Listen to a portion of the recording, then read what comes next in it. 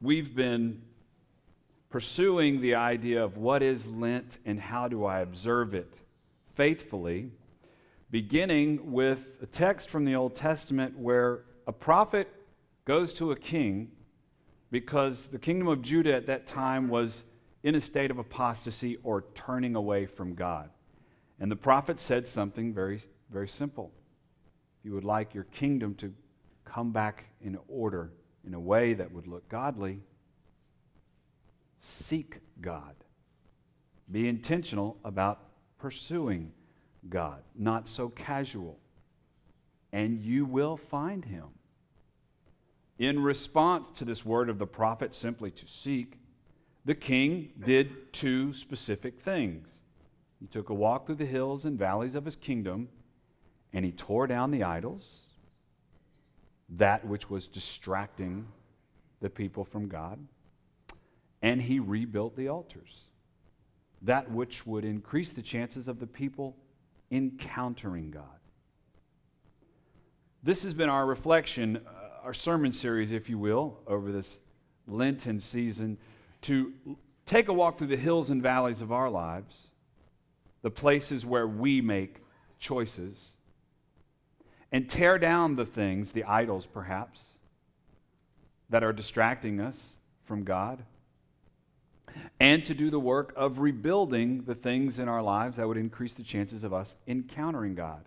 In this way, you and I, as King Asa, can be intentional throughout this season of Lent in seeking God. Intentional with seeking God so that come Easter, we may get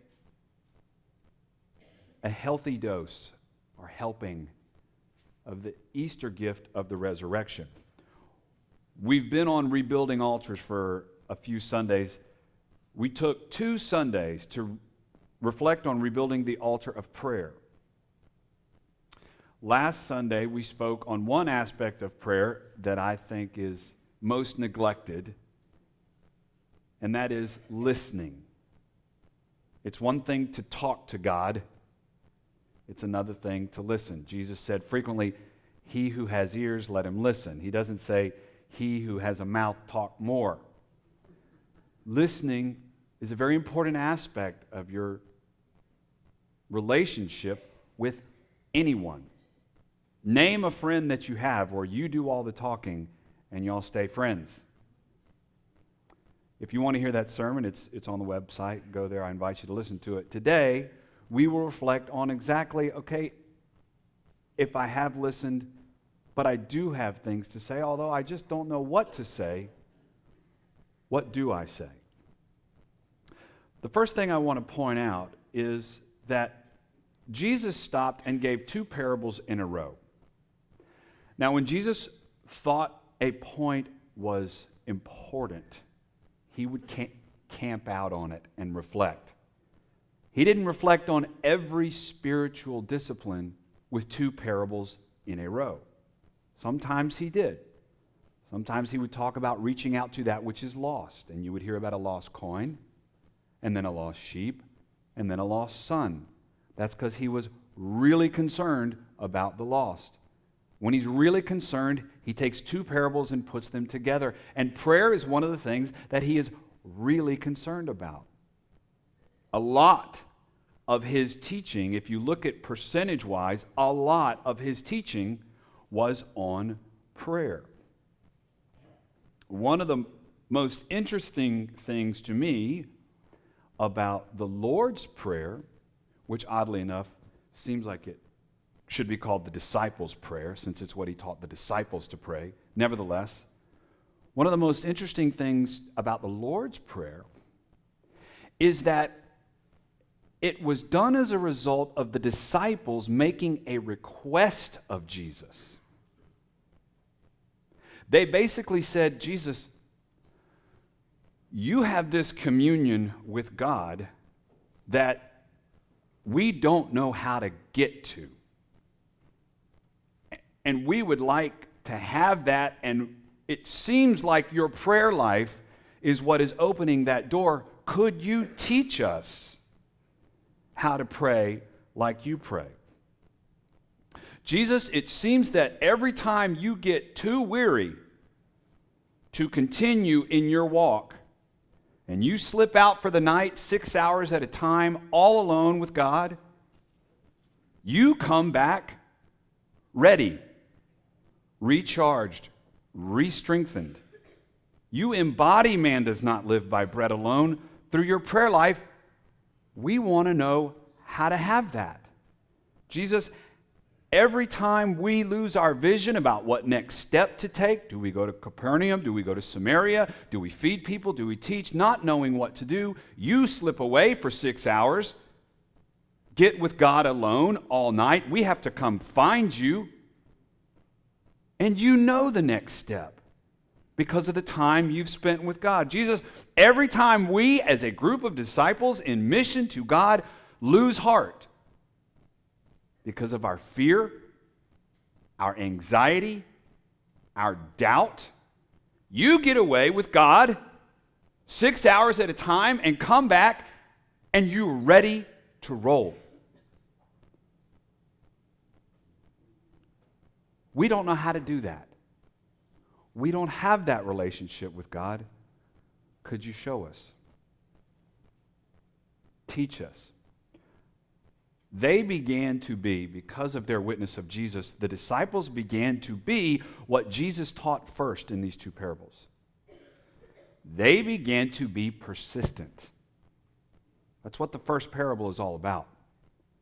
If an unfair judge is going to give a widow, someone insignificant, as a citizen in the realm of which he's responsible for, justice simply because she's persistent, how much more will God bless you in your persistence? Now, I have found that of the things that I am persistent with, I have responded in the exact same way that the disciples responded to Jesus.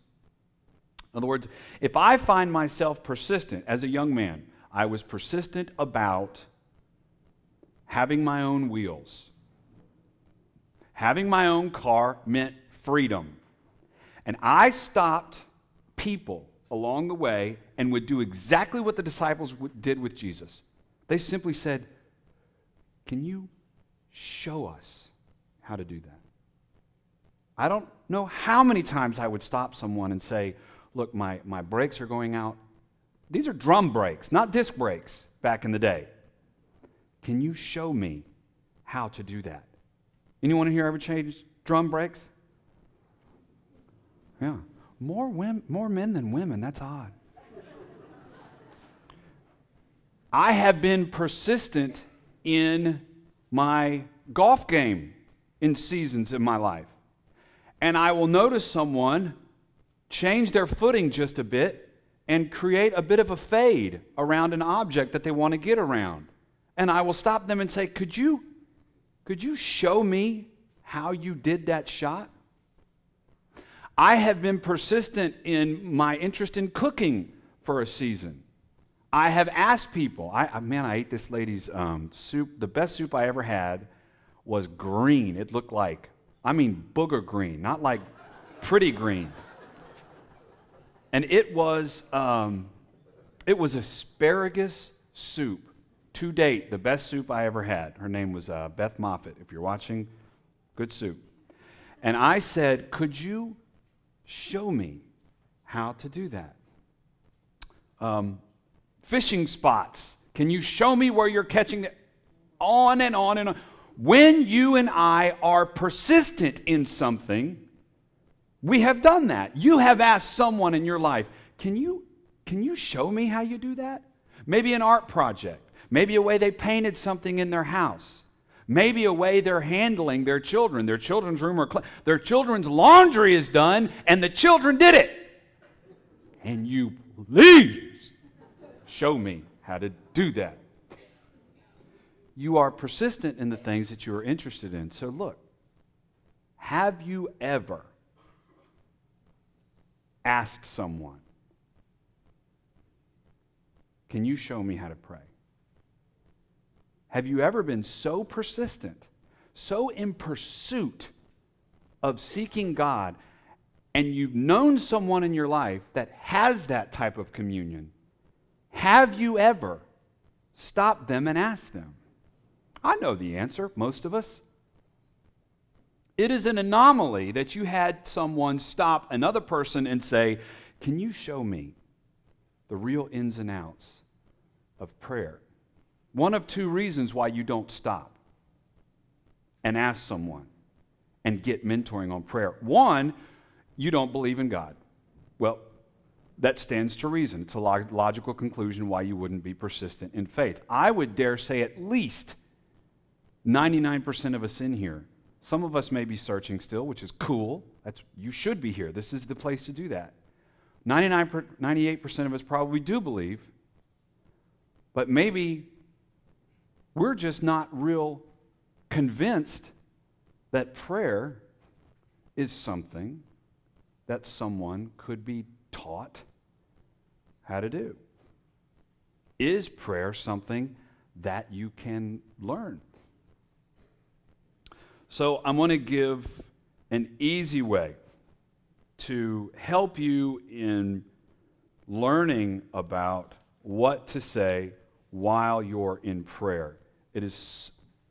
Any good lesson has a good acronym that you can follow. All right? What do I say when I pray? How does it flow from my mouth? I don't want to just read something, which, by the way, is one good way to pray. I don't know how often I have not had the words to say, and I open up the book of Psalms, which is basically about 160 prayers from a king, someone that had a few responsibilities. I know you're too busy to pray, but this was a king who stopped and was so intentional about prayer, he wrote them down. And quite often I have found in King David's writings and others in Psalms the words that I couldn't find myself. So there's nothing wrong with a written prayer. But I want to give you an acronym that I may have mentioned before, but we're going to reflect on a bit deeper. Very simple. What do I say to God? How about having a chat? It's nothing you have to get freaked out about. It's a chat. C-H-A-T. The C is, this is a model of prayer. Start off with confession. This is what David did in Psalm 51.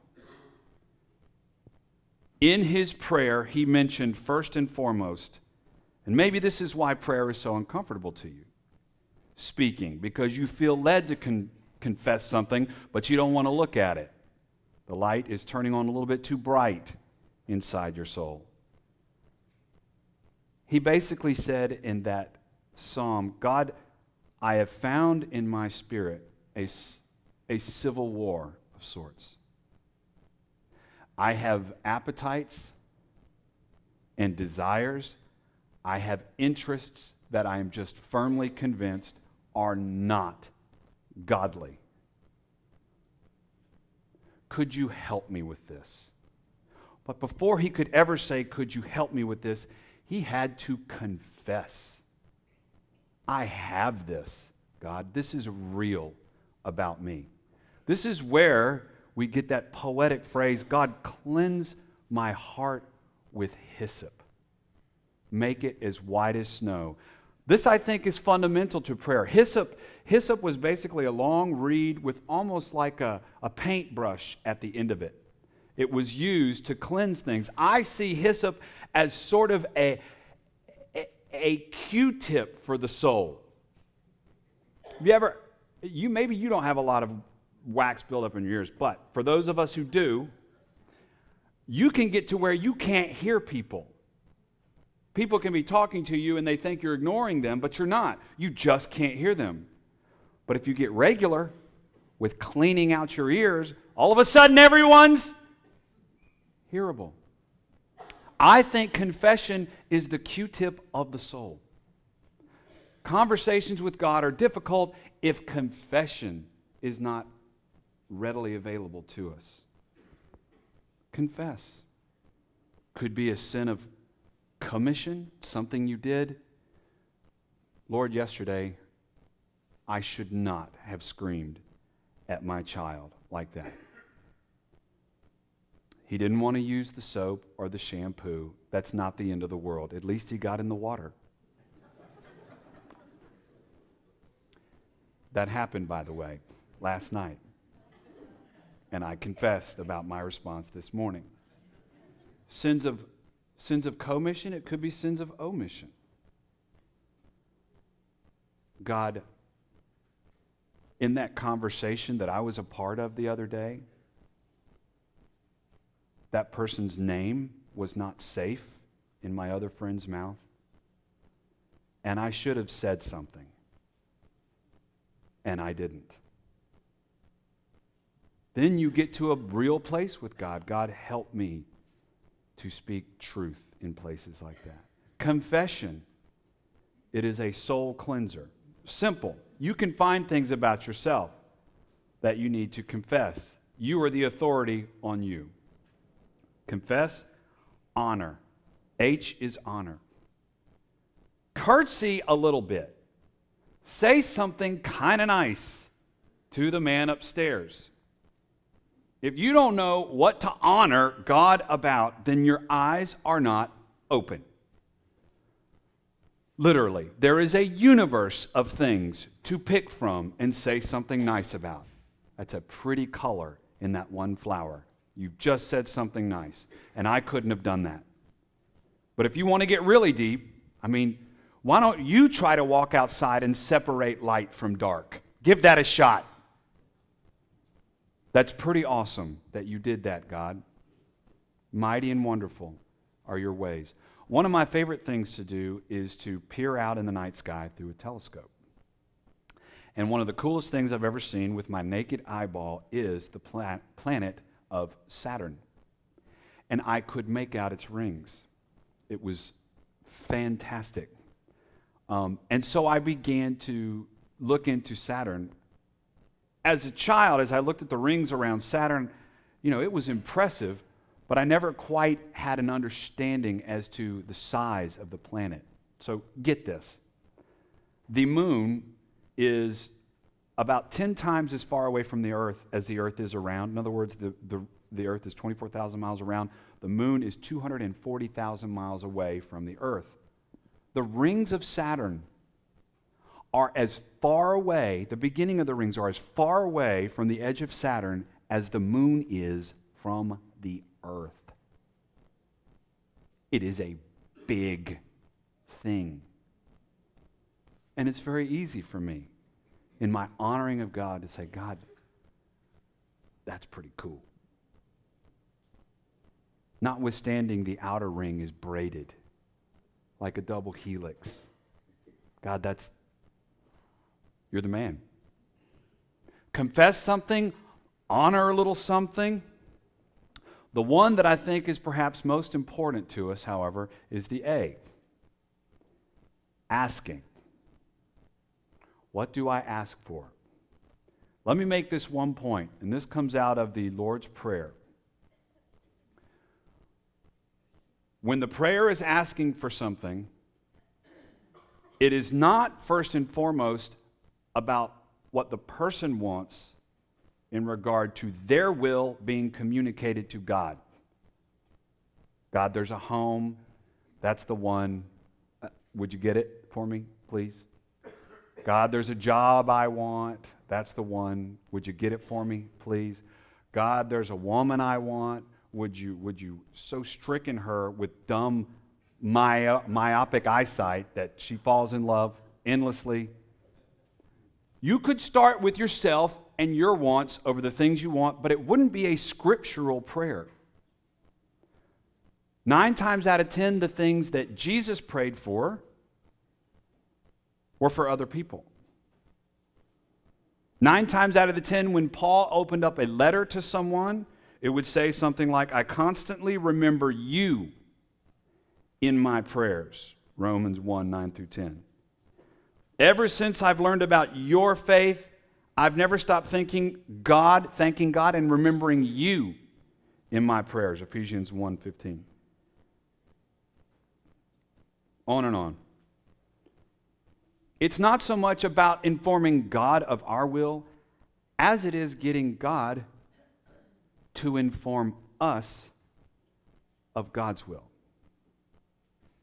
Thy will be done on earth as it is in heaven, is how that prayer starts. If you want to know the content to asking, think of it through that paradigm. Not so much, what do I want God to know about my situation? The dude knows. What do I want to know?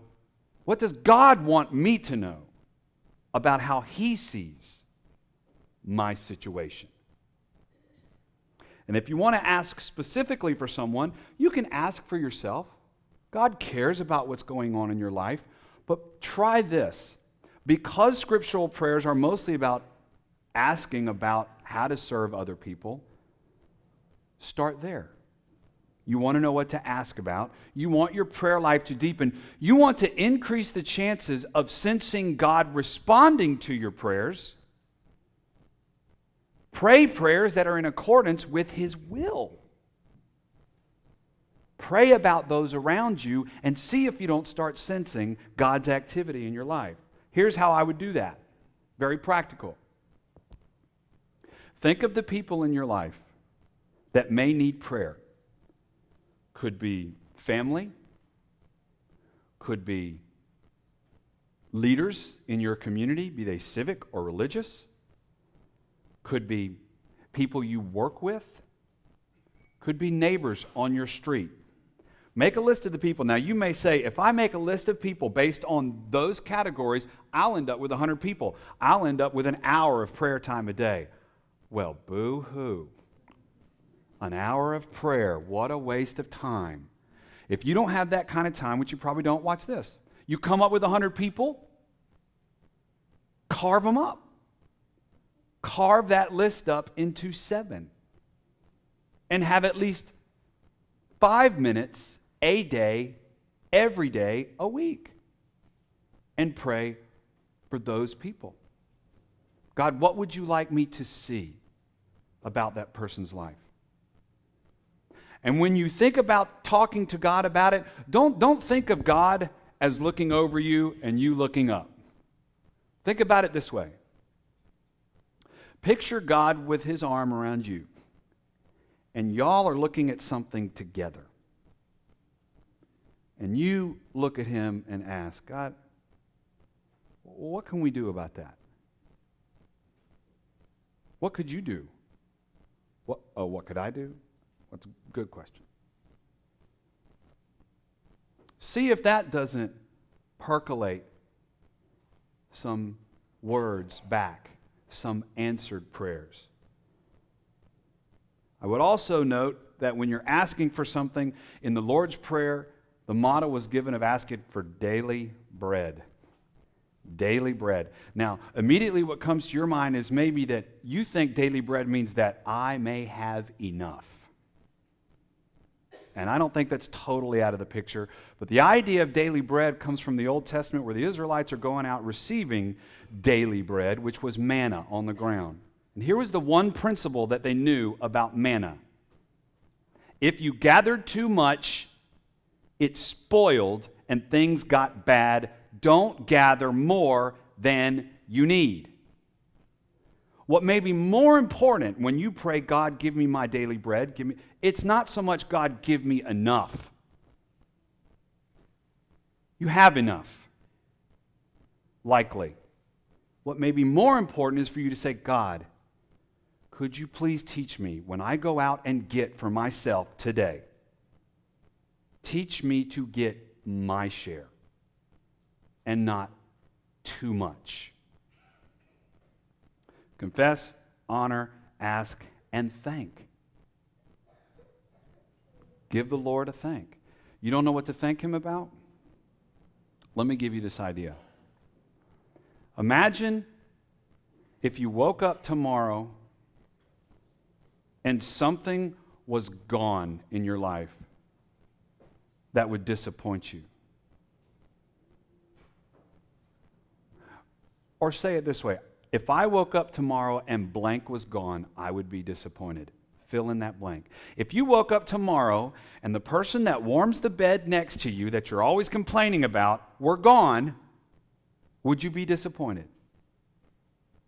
If you woke up tomorrow and the cars in your garage were gone, would you be disappointed? If you woke up tomorrow and your job was gone, would you be disappointed? If you're going to be disappointed in them being gone, have you ever thanked God for those things? Fill in that blank if you don't know what to thank God for, and just thank God for that. And see how that prayer time goes. I invite you to pray intentionally. Seek God. Now, as we take communion, you will be invited, as always, to come to the chancel rail for prayer. It's wide open. What if you viewed the chancel rail as an intercom button? And but it's old. I mean, intercoms are old. Nothing wrong with old.